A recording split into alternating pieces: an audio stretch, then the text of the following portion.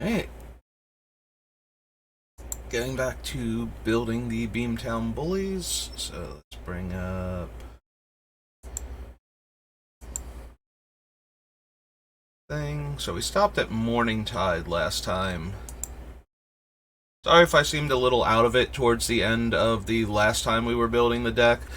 I'm not sure quite what happened. I think it might have been an inner ear thing from having the headphones on for so long and just sitting here staring at the cards, but I started to get similar to motion sickness that I get when I read while in a moving car. I started to get like a little queasy and a little lightheaded towards the end there. So I've like powered through the last set, Morning Tide, that we were on and finished up there. So if I seemed a little out of it towards the end of the last video, that was why. I think it was just because I've been sitting here staring at the cards for so long, eye strain and the pressure on my ears from the headphones, because I don't normally use headphones. I only do it for streaming so that I can hear myself. So yeah, that's what was going on towards the end there. Took a little bit of a break and then came back and did some drafting. Alright, so we did Morning Tide. Mystery Boosters, we're not going to be using any of the unique cards from them because those are the playtest cards, so that brings us to Nemesis. Another very terrible set compared to the other things that were going on around it. Yeah, this one came as part of the Mercadian Mass block, so it's Mass, Nemesis, and Prophecy. Both Nemesis and Prophecy were even more underwhelming for the most part than Mercadian Mass itself. Although this should be where Lincivi came from, since she is from Wrath, and Nemesis brings us back to Wrath for the storyline to show what's been going on while Volrath was off-plane. So a 5/1 Fading 5, and you can remove a Fading counter from it to deal a damage. There were a couple cards besides, so we got Lincivi, I believe, in this one, and we also got Saproling Burst, which enabled the Saproling Burst Fires of Yavimaya deck down the line. But yeah, a lot of the... we got the Parallax cards too. Maybe Nemesis wasn't as bad as I remember. Prophecy definitely was, though. Prophecy had, like, 2 tournament cards. But yeah, this had the Parallax card, or yeah, Parallax Wave and Parallax Tide because of the fading mechanic that showed up in here. So yeah, okay, maybe this set wasn't the dud I remember. It did add a few cards to the format that... Alright, so Archmage lets you cast basically Fork Bolt, where it can deal the 2 damage divided as you choose. There's Krovax as the main villain now. Battlefield Percher can block only creatures with flying, and you can spend 2 mana to give it +1/+1. Bellbay's Armor gives target creature -X/+X. Can only block creatures with flying. Or Portal, choose a creature type, put a creature card of the chosen type from your hand into play. That's not helping us. Yeah, there's Blastoderm. Okay. I remember, like, the whole block being bad, so I was pretty mean to the set. But yes, Blastoderm also in the Fires deck as a 4-mana 5/5 with a minor drawback. Notably, with Fires of Yavimaya, Blastoderm does live just long enough that if it's getting through unblocked, it will kill the opponent. Whereas the Fading 3 would normally stop it 1 turn short. Yeah, Fading, they changed the mechanic slightly for Time Spiral, which changed when the creatures actually died. So, with Fading, when you have to remove a counter but can't, is when it dies. So it comes in with Fading 3, next turn you remove a counter, it's got 2, next turn you remove a counter, it's got 1, next turn you remove a counter, and it's still alive. So with the vanishing mechanic from Time Spiral. When you remove that last counter, the creature just dies. So that was the primary difference. I think we could have left it alone, and not had two mechanics that were nearly identical, but the one difference is the one thing people are going to go, now which one was which again? But they did not like the idea that the creature lived one more turn. They thought that was more confusing than having it die when you remove the last counter. So, just for, bookkeeping purposes, so that way when you pulled the last counter off, you knew to put it in the graveyard then, whereas you might forget, now that it has no counters on it, that is the trigger that was supposed to kill it the previous upkeep. Discard a card from your hand. Target creature can't block. The wall. Power equal number of forests in play.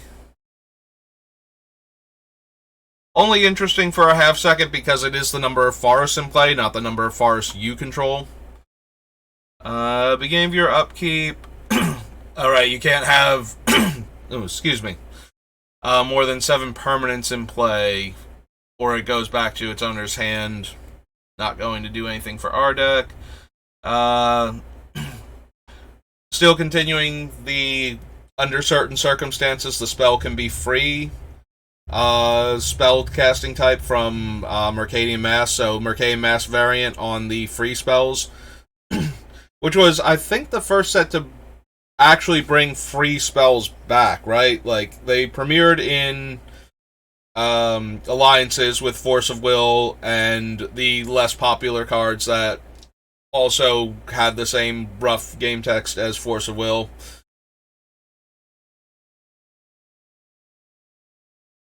You know, your Contagions, your Pyrokinesis, Scars of the Veteran, and Bounty of the Hunt. But then Mercadian Mass came around and it gave us the alternate ones where, red could sacrifice lands for a bunch of them. Blue could bounce their lands. Green could give the other player life in order to cast it for free.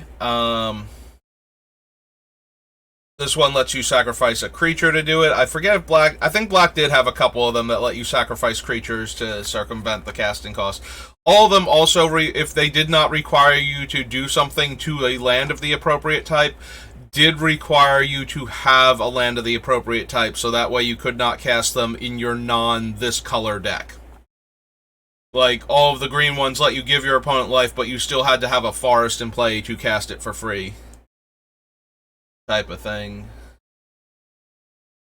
So Death Pit is a double anthem, and it kills all of your creatures when it comes into play. And this would be hilarious to give out if it were a creature itself.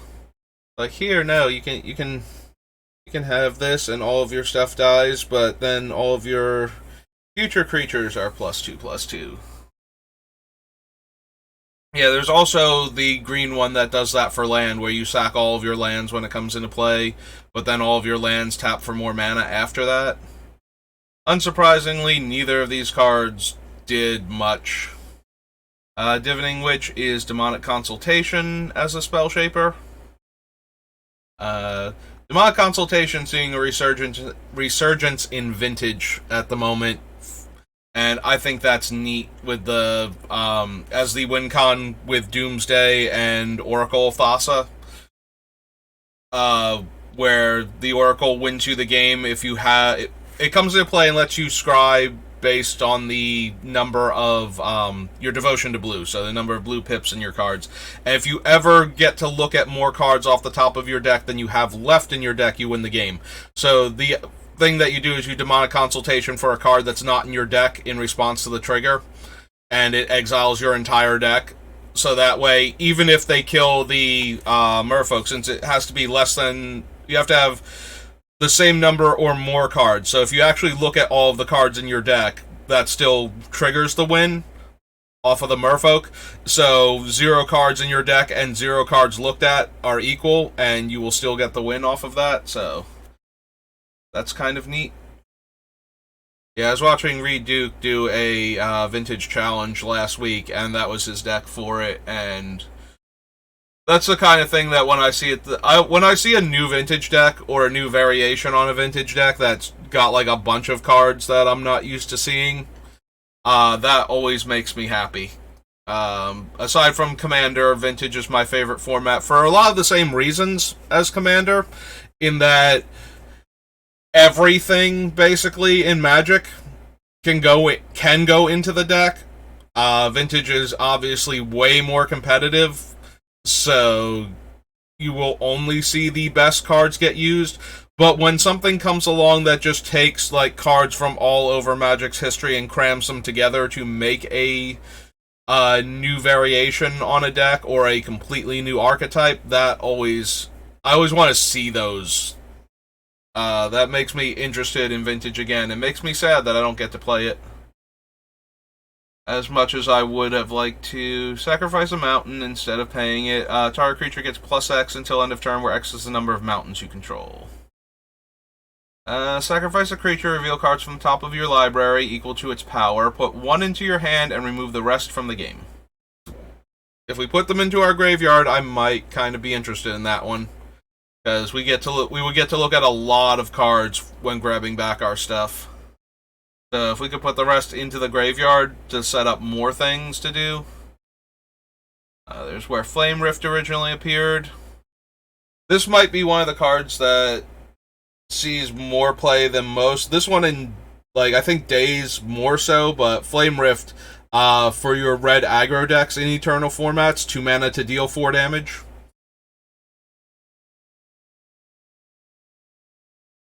And a single card, one of the better rates you will get, aside from, Fire Blast, which can be done for 0 mana.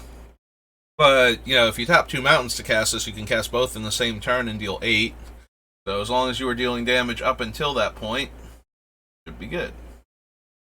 Flint Golem becomes blocked. Defending player puts the top 3 cards of their library into their graveyard.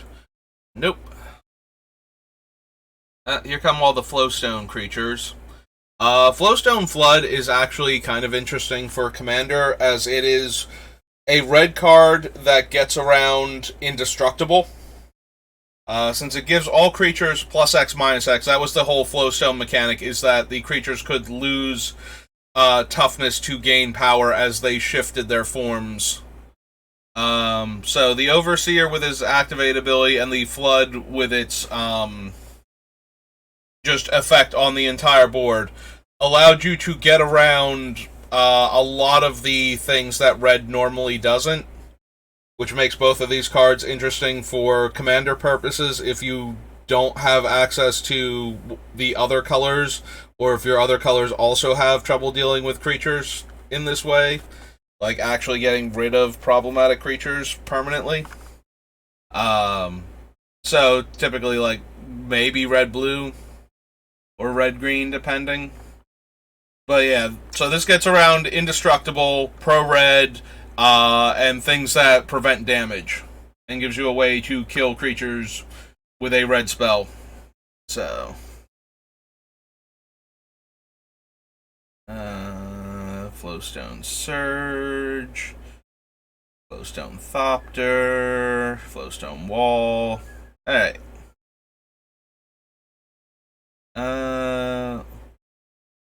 Only during the declare blocker step, attacking creatures become blocked. Okay, this is the card that I was thinking of way back when there was a card that said when this becomes blocked by a creature.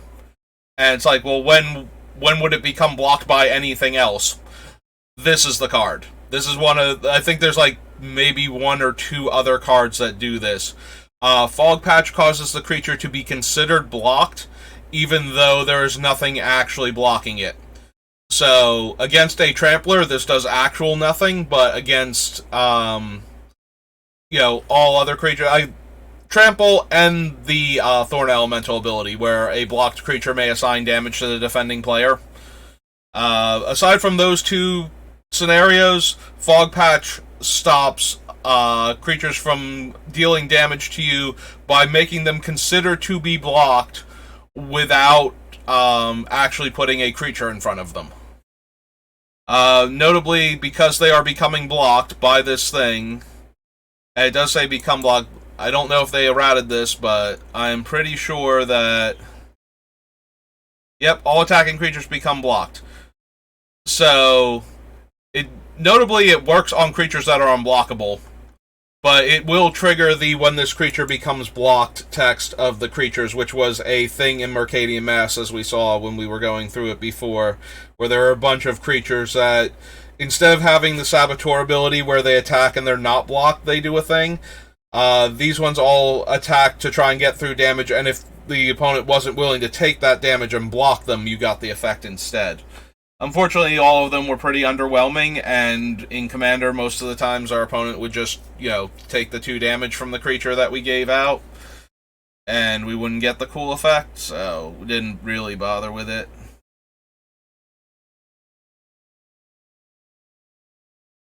That turns all of your lands into multi-lands until end of turn by paying green and discarding a card. So Kill Switch was from back when a lot of the continuous artifacts still shut off when they became tapped. So using Kill Switch to lock down artifacts actually had a little more value. Now it just stops you from, it locks down the ones with tap activated abilities instead, as the only thing it actually does function. And of course, artifact creatures, so they can't attack or block.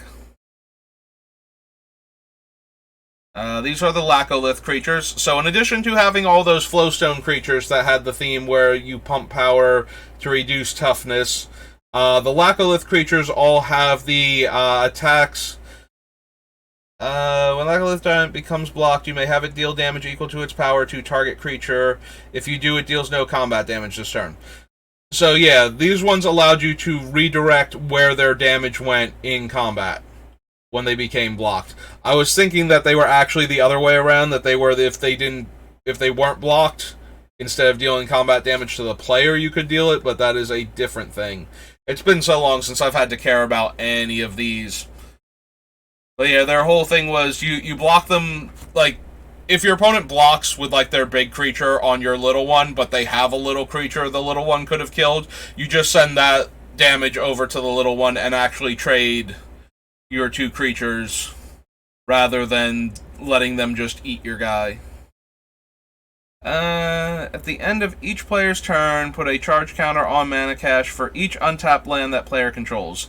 Remove a charge counter from mana cache, add 1 colorless mana to your mana pool. Any player may play this ability, but only during their turn before the end phase. So basically, every time somebody doesn't use mana, everybody else gains access to that mana.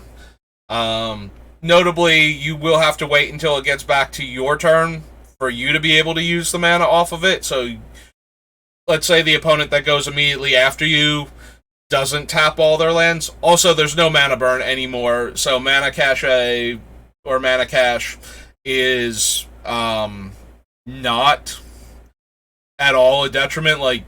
Unless they are trying to leave up lands to interact with your spells, they can just tap out every turn and never give you mana. So there is that. Although it does, make them tap out of their lands and reduces what they could have to work with unless they have artifact or creature-based mana that they can tap into. But yeah, mana cache is not where you want to be at anymore. It was never that good to begin with, and it just kind of got worse. So this is one of the Color Hoser free spells. So instead of letting you do whatever the thing was from, Mass Block that let you cast the spell for free, the requirement for casting the spell for free was that you had to have a land that had the basic land type of the spell's color, and your opponent had to have a land that had the basic land type of the enemy color. So in the case of Massacre, you had to have a swamp, and your opponent had to have a plains if you wanted to cast it for free.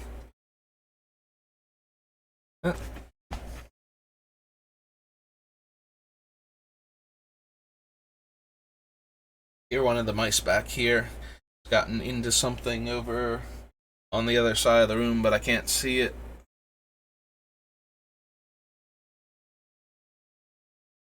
Sorry about that.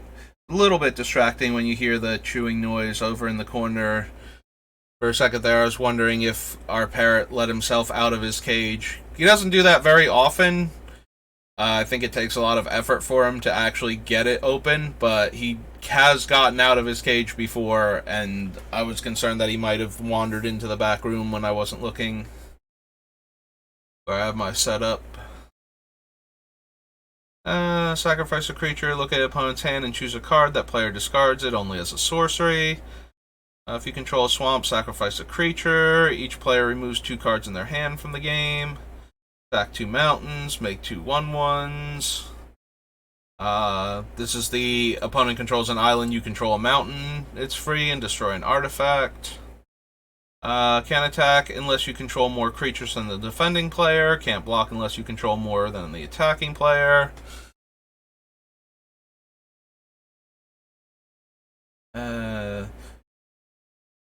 So there was also a cycle of, so there was either a mercenary or rebel in the 3 different colors. One of them is red and tutors for goblins. One of them is blue and tutors for merfolk. And the green one tutors for elves. And the green one was actually the most relevant. One of the things that you could do with the full standard at the time was Lin Civi, because the green one was a rebel. You notice this one's a mercenary. The green one is a rebel. You could tutor for the one that tutors for elves, and then tutor for deranged hermit with that one. And Gaia's Cradle actually got run a lot in Rebels because Lin Civi uses colorless mana to tutor and puts a lot of creatures into play anyway.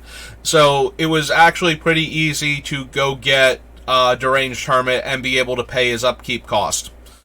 And have him in play and put an extra 11 power worth of creatures into play at instant speed off of your creatures. That was a thing you could do. Lin Civi might have been a tiny bit powerful. Becomes a target spell or ability opponent controls. It gets a 1/1 counter, but it is a 1/1 for 1, so I don't know why they're targeting it. Pay half your life to destroy target non-black creature. Comes into play, you may search your library for up to 3 other cards with the same name, so no. This is the green one that pairs with the Death Pits above.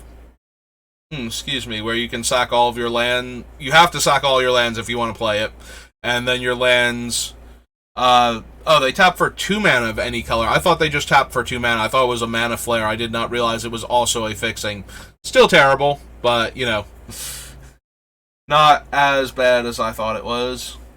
For up to 3 copies of target creature, that's not helping us. Fading 1, and when it leaves play, destroy enchanted creature. This one puts fading counters on permanents to stop them from going away.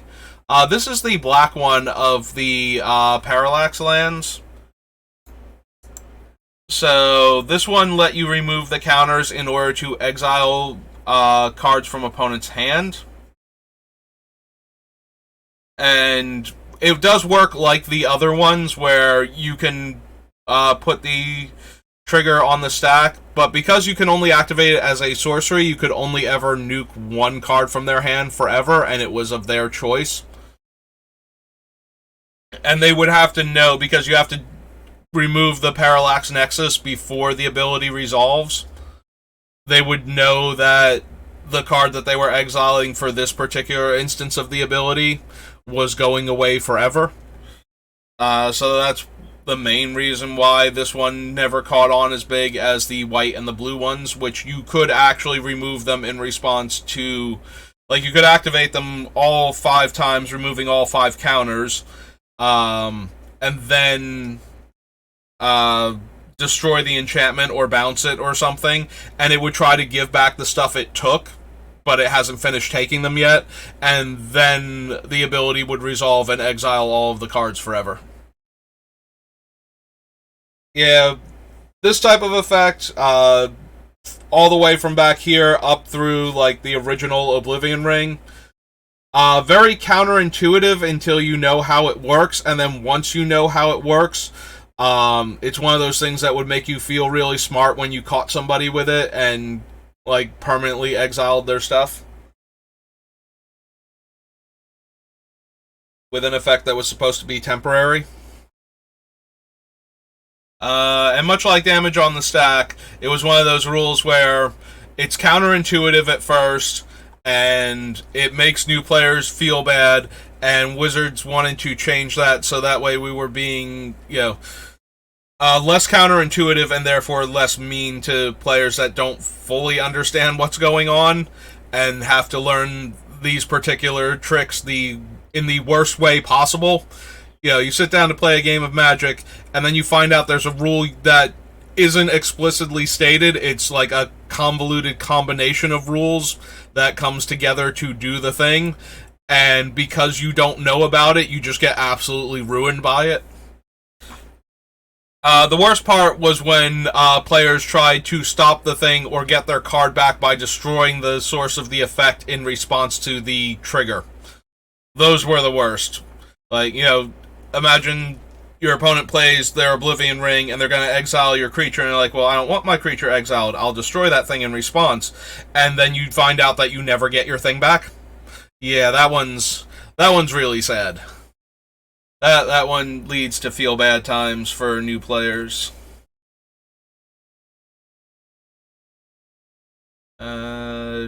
Driver's a mercenary that pumps mercenaries. Remove a fade counter from Prowler. Prowler gets +1/+1 until end of turn. Plague Witch. One of the better spell shapers for limited.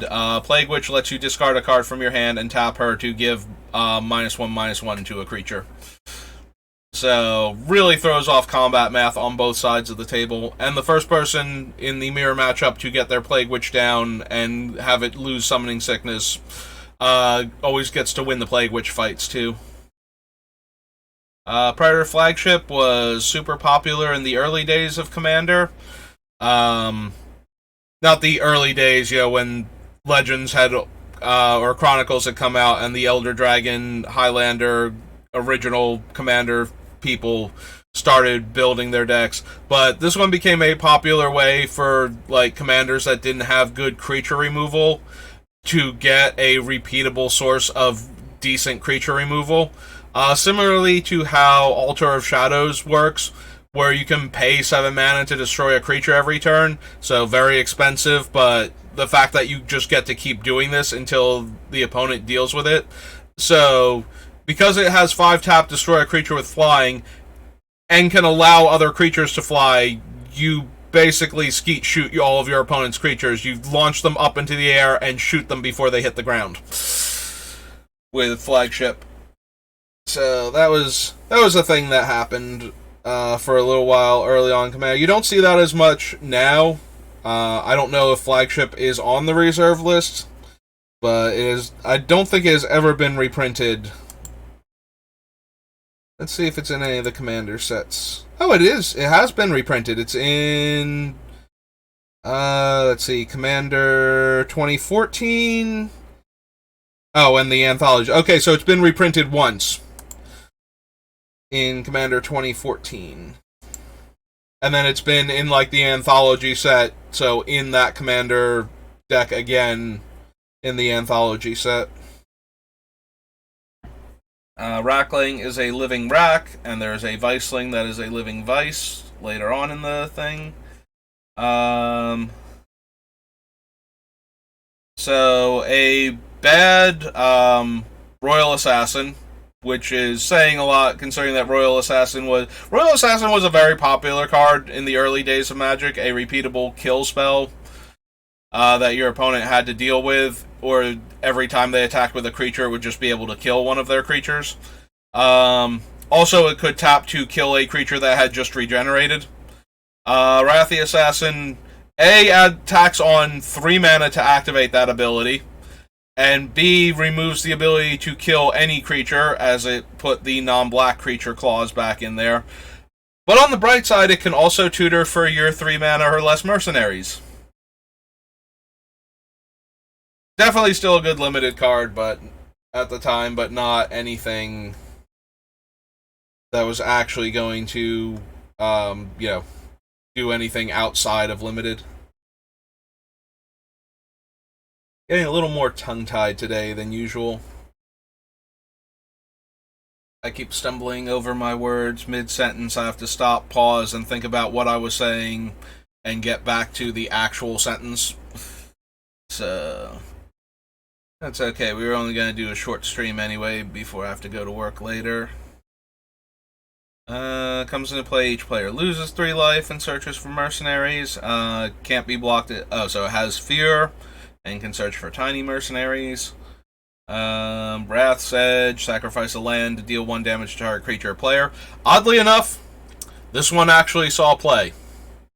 It's a colorless land, so it can go into any deck, and the ability to kill off 1 toughness creatures or just slowly ping your opponent to death if you kept drawing lands in the late game actually made this see a tiny bit of play. Oh, hello again, Comet of Legends. Thank you for stopping by again. Refreshing Rain is the one that lets you cast it for free if your opponent has a swamp. I'm doing alright. Just gonna do a short stream before work again today. So, probably only get through a few sets. How are you doing today?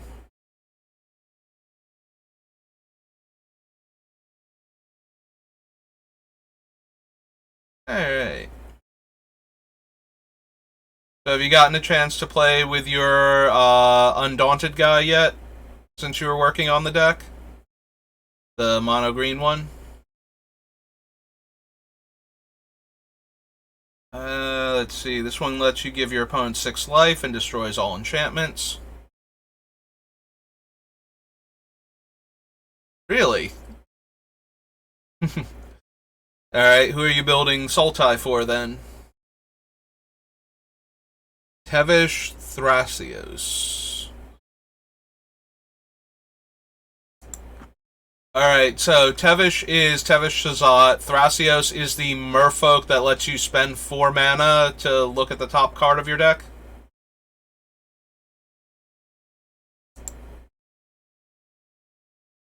Okay.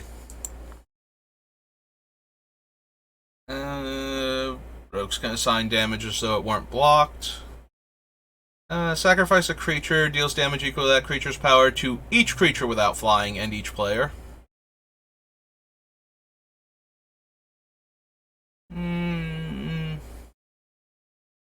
Also sorcery, so still probably not for our deck. Fading 5, power and toughness equal the number of counters on it. There's Sapperling Burst.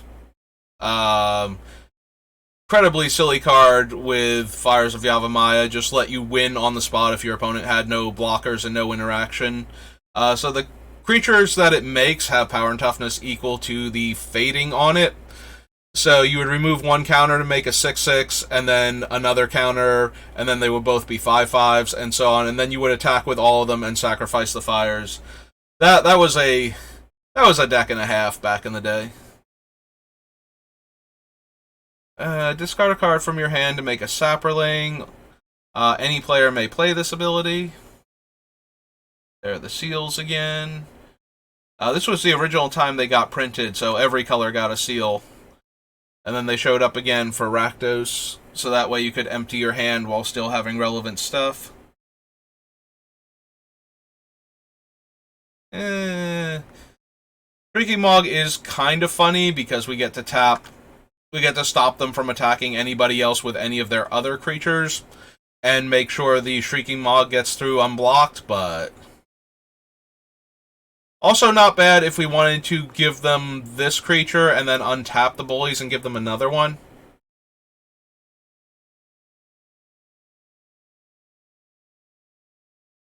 That's pretty good. So you don't want to have to swap cards out. I'm taking it. That's why you needed 2 of each of them.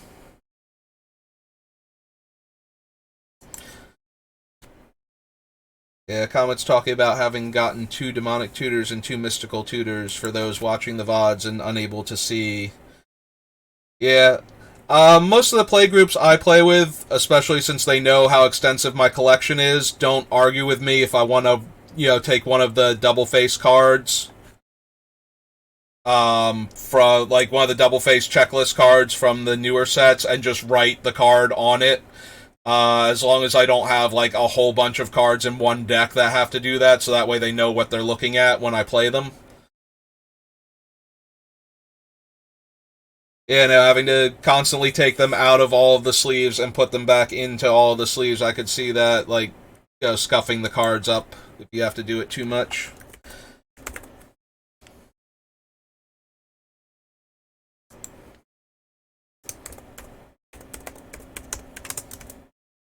Two G's for Mog.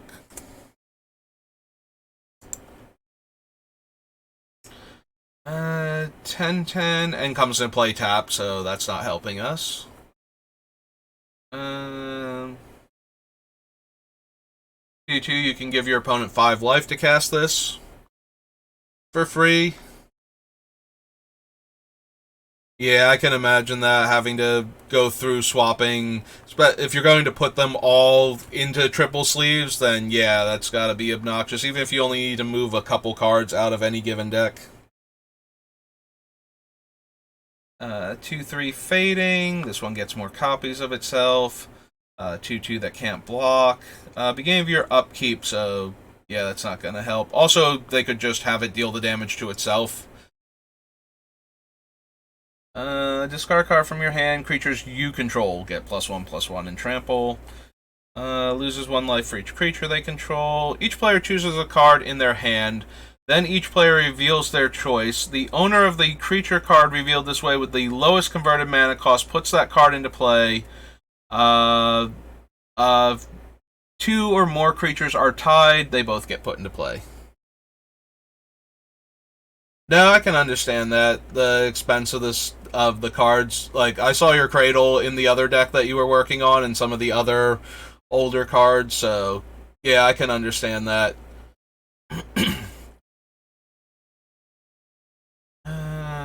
Tangle Wire. Yeah, no, it's very mean to Nemesis at first. Tangle Wire saw a lot of play. Being able to lock your opponent down for effectively 4 turns, keeping them from playing on curve, and you always got 1 less permanent tap down. Also, you could tap the Tangle Wire. So this would have been after they changed the rule that continuous artifacts lose their abilities while they're tapped, because tapping the Tangle Wire itself was a very common thing to do. So this might have been right around the time they changed it then. Terrain Generator, good for ramping. +1/+1 and can block creatures with flying. 2 damage. There's the Viceling. Volrath, original main villain, before they realized, they always knew they were going to switch over to Yawgmoth eventually, but Volrath was set up as the main antagonist of the Weatherlight, so since this is his last major appearance in the set, or in the storyline, they had to give him a card real quick. I would prefer his Sultai colored one that is a counters matter, and let him actually shapeshift into other creatures. I actually have that built as a counters matter deck. Beginning of your upkeep, player controls more creatures than you, they gain control of the Mammoth. And this one has fading and can destroy artifacts and enchantments by fading faster. Alright. So, Shrieking Mog, okay for our deck. Might be able to do some stuff with it. What do we got after Nemesis? Oh good, New Phyrexia. New Phyrexia's got a bunch of powerful cards, mostly because of the Phyrexian mana that was going on here that allowed you to circumvent casting costs. Unsurprisingly, every time they do something like that, winds up being a bit on the strong side.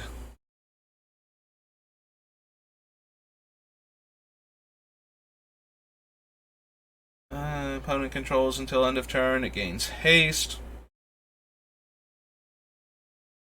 Alloy Mirror taps for mana of any color. Yeah, poor Gitaxian Probe. Mostly getting banned in Legacy. I do feel bad for the Legacy players that lost out on a deck that didn't have a, $2,000 mana base. because they lost Gataxian Probe and their dredge deck stopped working as well. For Vintage, I think that's fine. Gataxian Probe was just a tiny bit too good there. So, also that meant I don't have to track down like 3 more, foreign language foil Gataxian Probes. So that saved me money there. We don't really care about Batterskull. If we didn't have the removal package that we already do, Beast Within would be fine to put in the deck here. Definitely makes it into all of the mono green decks, but we don't want to tutor our things out, so no thank you. Intimidate deals combat damage to a player. You may sacrifice it. If you do, destroy target creature that player controls.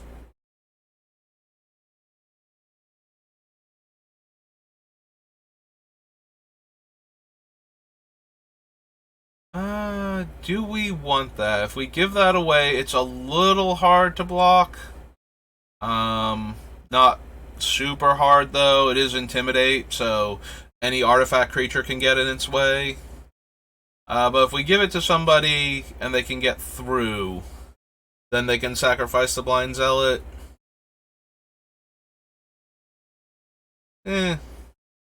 Probably not. I think we can do slightly better than that for that type of effect. That one has the white Phyrexian symbol. Turns artifacts into equipments.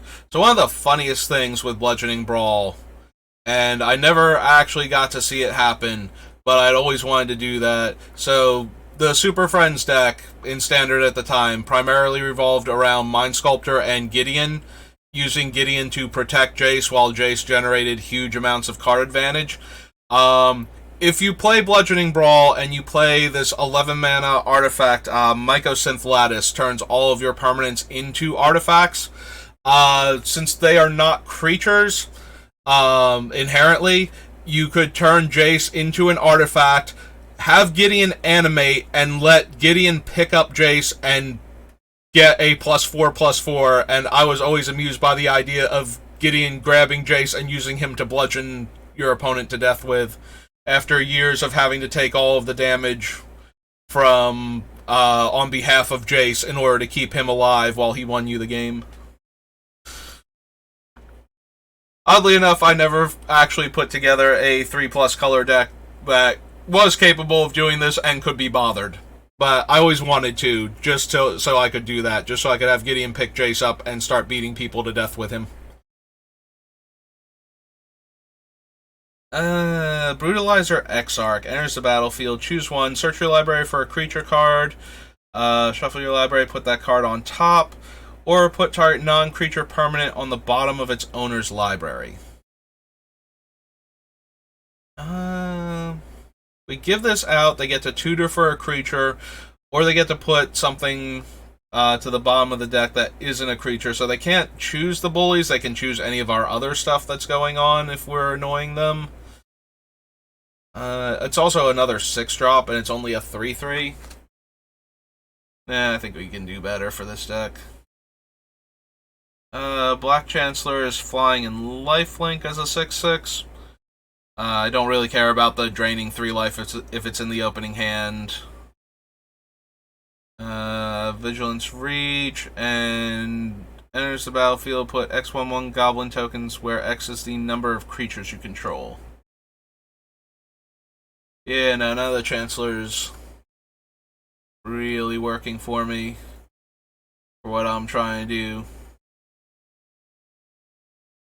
2-tap, exile an artifact, put a charge counter. 2-tap, remove a charge counter from it, make a 3/3 Golem token. Nope. X damage to creatures with flying. A 0-drop artifact that's only purpose is indestructible and adds to your artifact count. Gains reach, gains death touch. Target player discards 2 cards. Good old Dismember. Was this the first time Enslaved got... No, this was the second time. First time was Planar Chaos. Well, definitely one of the dumbest limited cards. You get their best creature, and it makes them lose a life every turn on top of that. This one gets you a dead creature to your hand, or target opponent reveals their hand and you choose a non-creature card for them to discard. Can't run Monstrosity, Infect, and Pinger. 6/4. 3/3 beast token for each creature put into the graveyard from the battlefield this turn. Deals combat damage to a player. You may sacrifice it. If you do, deals 3 damage to that player. Adds a whole lot of red. A bunch of has the effect and then tacks on an extra life loss. Target player sacrifices a creature, they lose a life. Destroy target artifact, its controller loses a life. There are a whole bunch of this effect. Like, just the idea that Phyrexia is very, very slowly trying to pull you apart the entire time. So they tacked on a single life loss to like 5 or 6 different spells in the set. Has Infect. Target creature gets +4/+4 if this thing has 4 more power. Deal 4 damage to target artifact creature. Remove 4 charge counters. -1/-1, then proliferate. 1 damage. Removes counters. And then gives itself power. Flying Vigilance. Sack a creature. All creatures get -X/-X based on the power. Red Soul Eater. Green Soul Eater. Enters the battlefield, exile a land. Whenever a land with the same name as the exile card enters the battlefield under an opponent's control, deals 2 damage to them.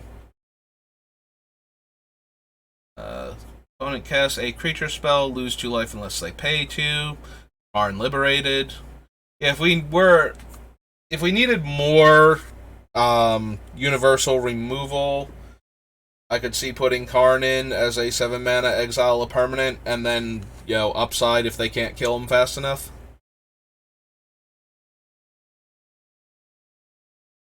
Karn is another one of those cards that makes the short list on a lot of my decks, just for that reason alone. I think we have enough, though, that we don't need a 7-drop that's not contributing to our game plan, though. +3 power.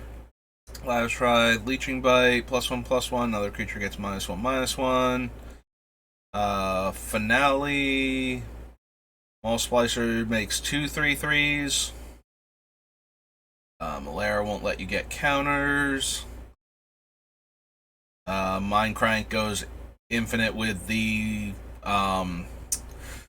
the black one from the Lunarch cycle, where if the opponent lost 2 or more life that turn, it gets a counter, and then once it gets 4 counters, they lose life every time a card goes to the graveyard from anywhere, and you gain life. And then Mind Crank makes the mill, and it just kills everybody. I don't run Mind Crank in any of those decks anymore, because infinite, you win the game infinite combos where you suddenly lose control and this thing just keeps cycling. I tend to avoid those unless I'm building the deck specifically to try and kill decks that are also that frustrating. Nobody else in my play groups have been running those type of things lately, so I don't feel the need to either. Steel Dragon is just Phyrexia mana to play it cheaper. Gets +2 power, dies. Target player loses life equal to its power. No. Mutagenic Growth. +1/+1 for each poison counter your opponents have. Wellspring, Mir Superior. Mir Superior, I never actually got around to getting him. When he first came out, I was looking for a German one. Specifically the alternate artwork full art one, because Mir Superior in German is Das Übermir, and I love that. I love that he is the Übermir. That one and the Huntmaster of the Fells being Jägermeister. I did look for both of them, never actually found them. every once in a while, I usually don't know what the cards' names are in foreign languages that would make them amusing. I forget where I saw the Uber mirror for the first time. One of the places I played at, though, the shop owner did collect foreign language cards where the name of the card in the foreign language is something that is recognizable to English speakers. So he did have the Jägermeister. He also had the Italian version of Seize the Day. So you really could Carpe Diem when you cast it. Necropouncer is a living weapon. Noxious Revival. Has Infect and Fire Breathing. Omen Engine. Players can't draw cards. At the beginning of each player's draw step, that player exiles the top card of their library. If it's a land, that player puts it onto the battlefield. Otherwise, that player can cast it without paying its mana cost, if able. No. Sacrifices it and gets a 1/1 colorless mirror. Black Soul Eater. 5/4. Oh, there's Phyrexian Obliterator. Yeah, we're gonna add Phyrexian Obliterator to the list. Oh, yeah. I mean, I guess we could look for Phyrexia since we're looking for new Phyrexia.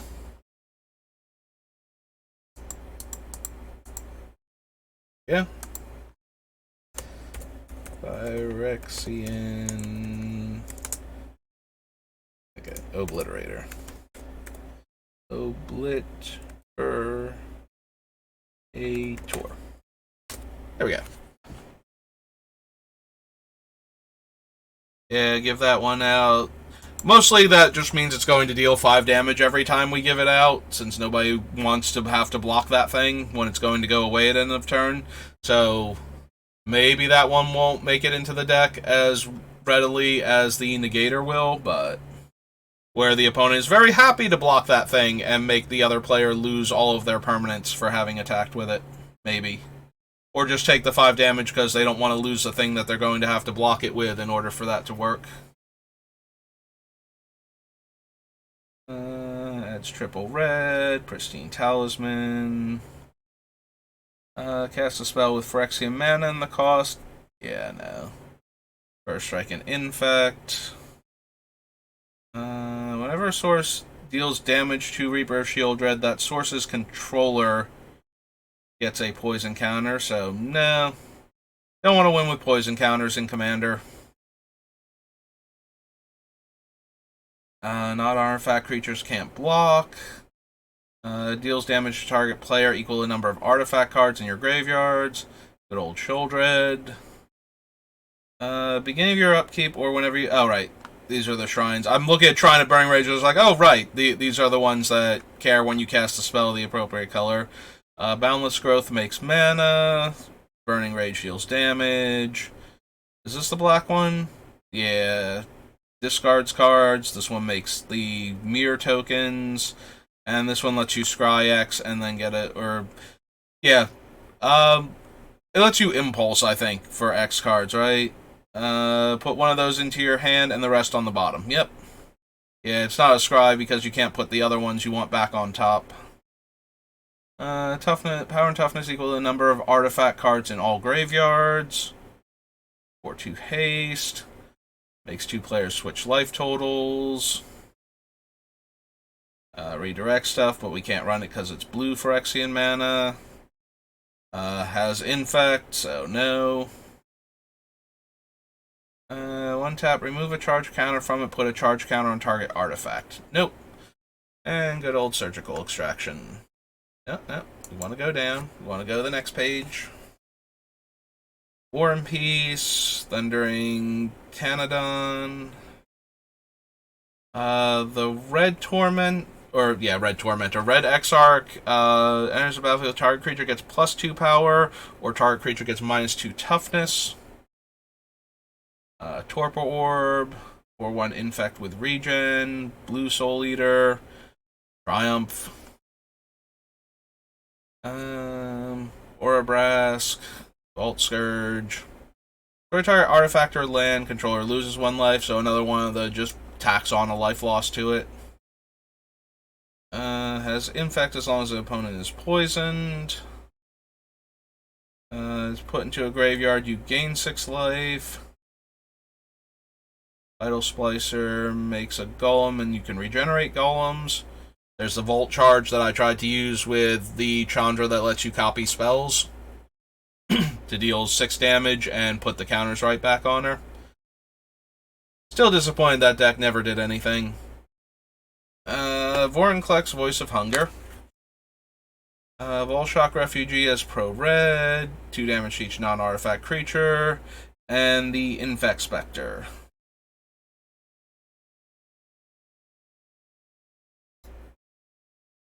Alright, so despite its power level, not a whole lot going on in New Phyrexia that we're interested in. Alright, so New Phyrexia, 9th edition, Oath of the Gatewatch.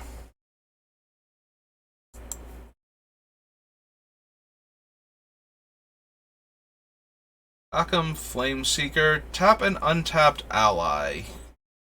Discard a card, then draw a card. Baloth Null enters the battlefield. Return up to 2 target creature cards from your graveyard to your hand.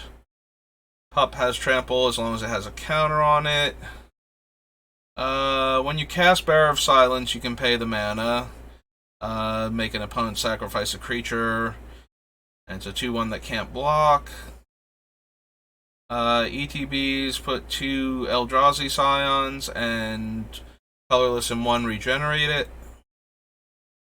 Enters a battlefield, draw a card. Green creatures your opponents control lose hexproof and indestructible until end of turn. Bonesaw reprint. Deals 4 damage to a target creature and has Surge. +3/+1 and gains Trample. It's a 6/5. Discard all cards in your hand, then you may draw that many +1. Alright, so this is one of the Chandras that lets you actually discard the cards so you can get the expensive things into your deck, and then into your graveyard, and then they'll be there to be reanimated later by the Bullies. So that is one of the ones I was interested in.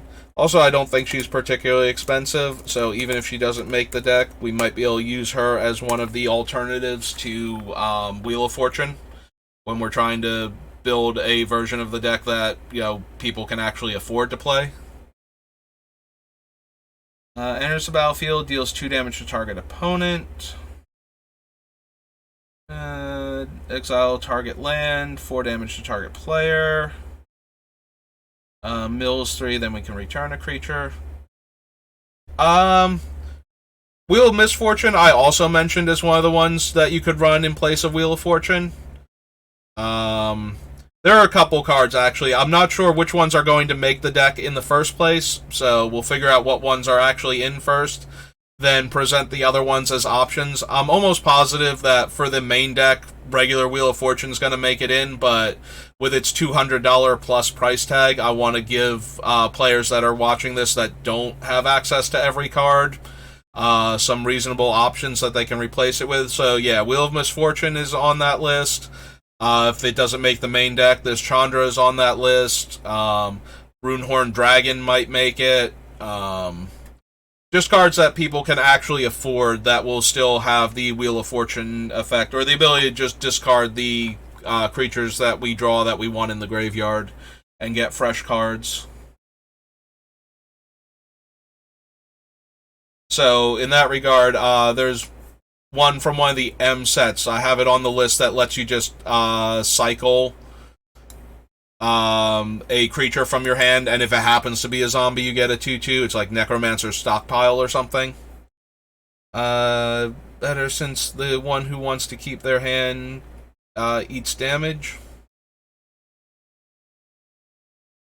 I thought it was the person, the player that wants to keep their hand takes no damage because the lowest life total doesn't get to participate, or the lowest life bid doesn't get to participate in the Wheel of Fortune effect. It's the one that bids the highest that takes the damage, but everybody who bids above the lowest one gets to use the Wheel of Fortune.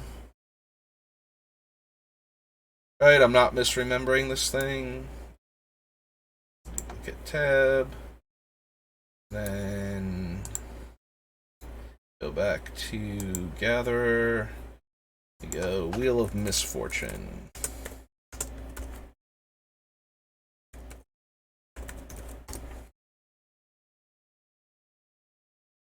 Chooses a number, then all players reveal that number simultaneously and determine highest and lowest.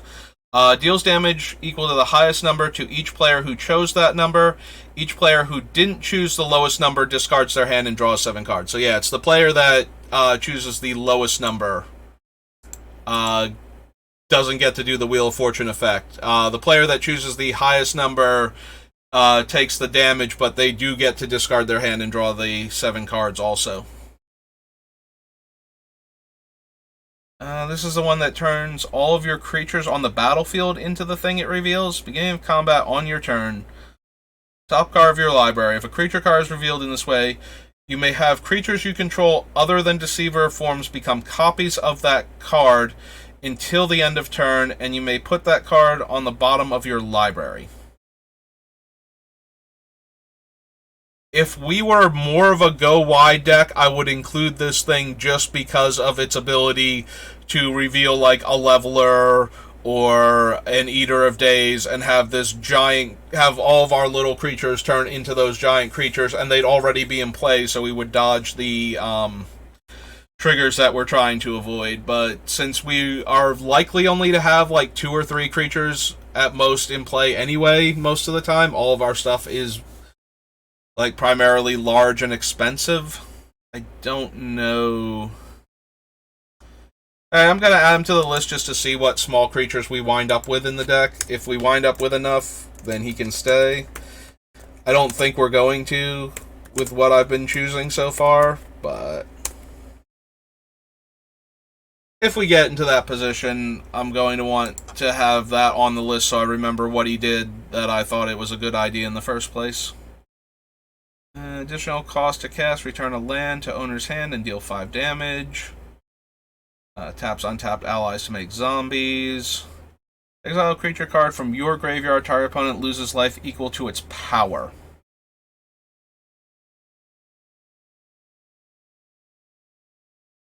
It's an okay finisher. I think we can do better. Also, it's just another 7-drop. I keep picking things that have Titanic casting costs. Another colorless creature enters the battlefield under our control. Okay. So we don't want to use Mimic to... We don't want to cast the other ones in the first place to have Mimic become copies of them. Lets you steal a creature. That's a cast trigger. Comes a 4/4 with haste. Trample. Land creatures you control have trample. Vigilance. Land creatures you control have vigilance. Endbringer's fun, but not really doing anything for our deck. That's the one that drains life. Whenever another colorless creature enters the battlefield under your control, opponent loses 1 life. -2/-2 and exiles. Enters the battlefield, support 6. When a creature with a +1/+1 counter on it dies, you gain 2 life. Does cast cheap instants and sorceries from the graveyard. 3/2 menace, -4/-4. Enters the battlefield, you may sacrifice a creature or land. If you do, put counters on it. That one has like colorless pump. That one taps for colorless. Devoid. Each creature with toughness greater than its power can't block this turn. Alright, there's the Inverter. Inverter's going into this deck as another one of the almost one-shots a player. Does one-shot them more or less if they have no graveyard at the time. If they do have a graveyard, that becomes how many turns they have left to participate in this game if they can't, keep putting cards back in. So we'll just add that one to the list. There's Kalidas. Attach target equipment you control to this. Only anytime you can play a sorcery. Big old cozy. Can't block Pathfinder this turn. When you cast an Eldrazi creature spell with convert mana cost 7 or greater, you can exile this from your graveyard and deal 5 damage to each creature, and the baseline is 2. Can give itself +1 power and menace. Can pay a life to make a mana. Enters the battlefield, search your library for a basic land card, and put it on top.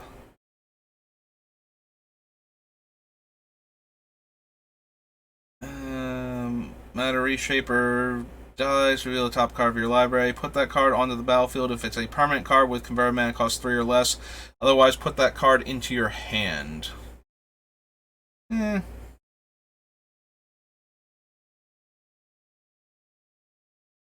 phone is ringing. Give me 1 second. Let me go see what that's about.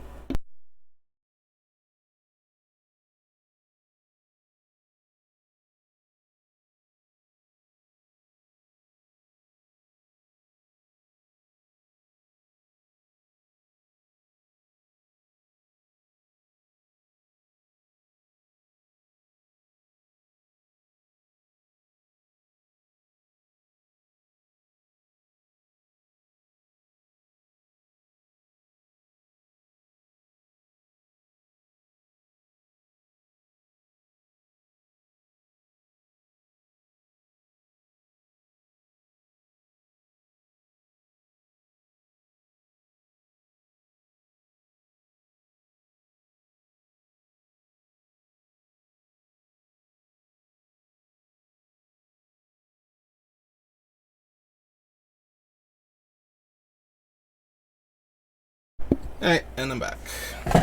So let's see. We were looking at Matter Reshaper. Most of our guys that we don't want to put into play will have higher casting costs than 3, but there will be a couple of them, so. Also, I don't know how many actual colorless lands we're going to be running in our 3-color deck to cast that thing consistently. +2, -2 until end of turn. And then. Copy target instant or sorcery you control. May choose new copies.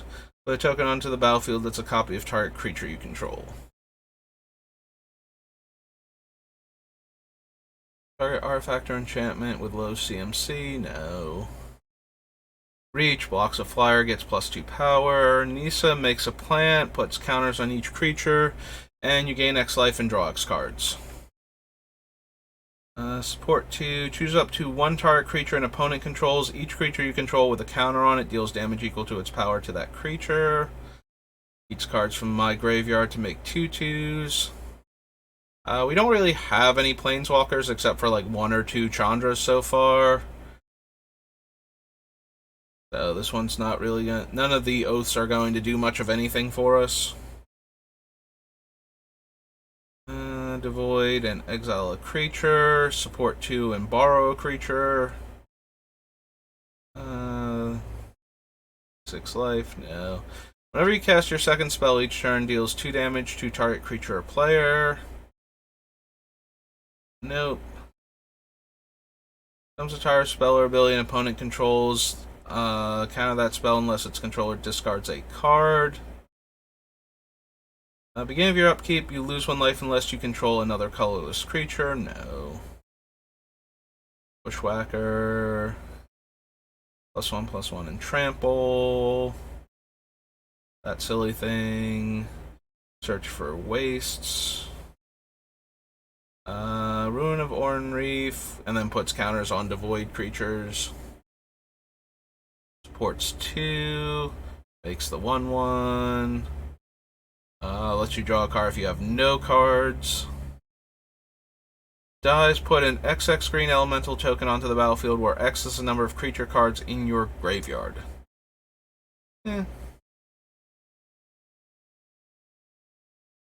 Devoid and your creatures dying give you Scion tokens. Devoid flying and cast a color spell gets pumped.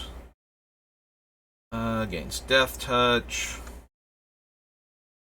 Oh, cool. I didn't notice this before. We did get one of the Devoid cards that is blue because they're Devoid, so they're not actually, blue or white, technically.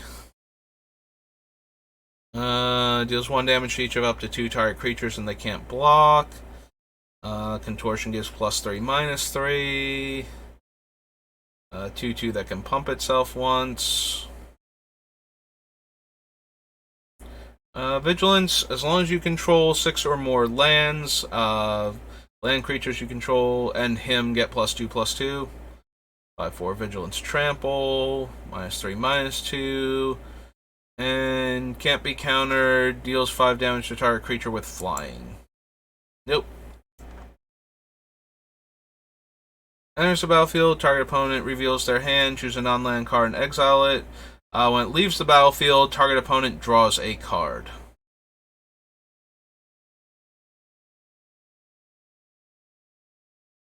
This is one where I want the reverse, where I put it into play under my control and then give it away to other players, so that way maybe I can draw the card. At least for this deck. I know Thought Not Seer was a ridiculous card in actual Eldrazi decks where you just picked your opponent's thing that would let them get out of the situation they were in, and then they had to kill it in order to try and draw another card that would get them out of the situation they were in. Which means that, you know, they needed multiple cards to show up after you took their best card.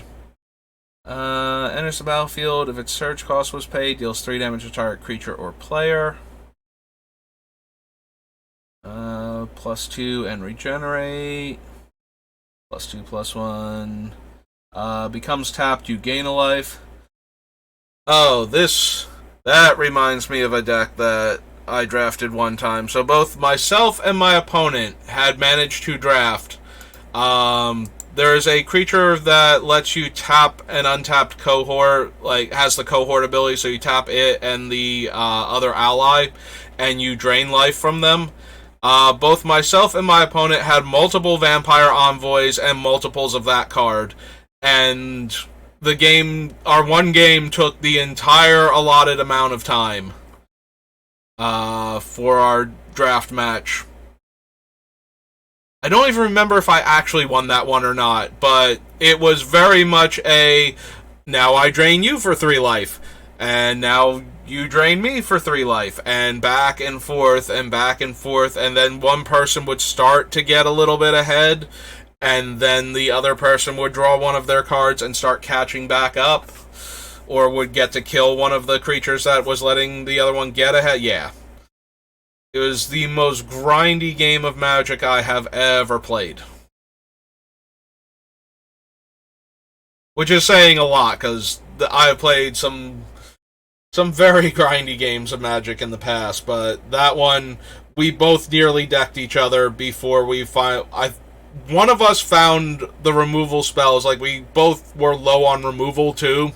So one of us finally found the removal spells necessary to get one of the things off of the table, so that way one person had a clear advantage in how much life was getting drained, and then it was a matter of could you kill the other one before you decked, type of thing. I do know that the game ended before decking, but it was down to like 2 or 3 cards in both players' decks.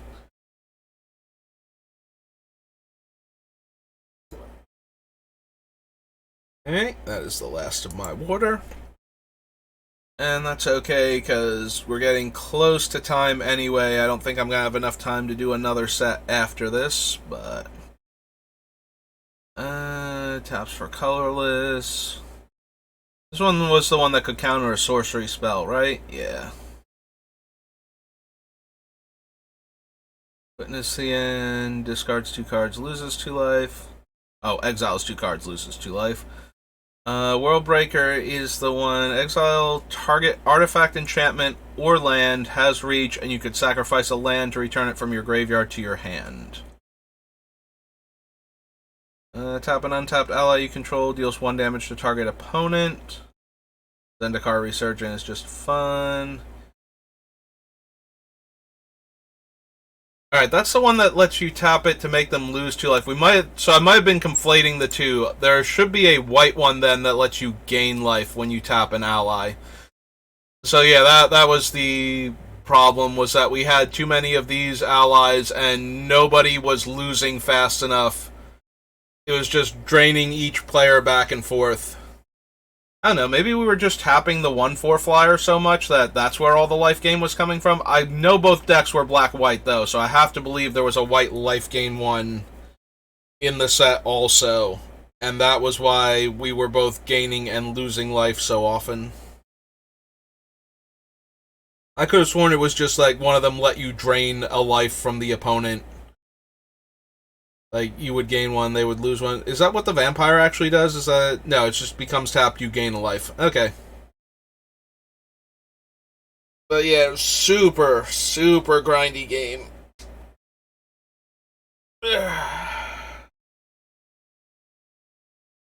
Alright, it's just about 1:30. I don't think I'm going to have time to do another set, so that's going to be it for today. Hope you enjoyed watching this. Thank you, Comet of Legends, for stopping by again and having a bit of a conversation with me about the deck and what I'm doing and what I'm working on.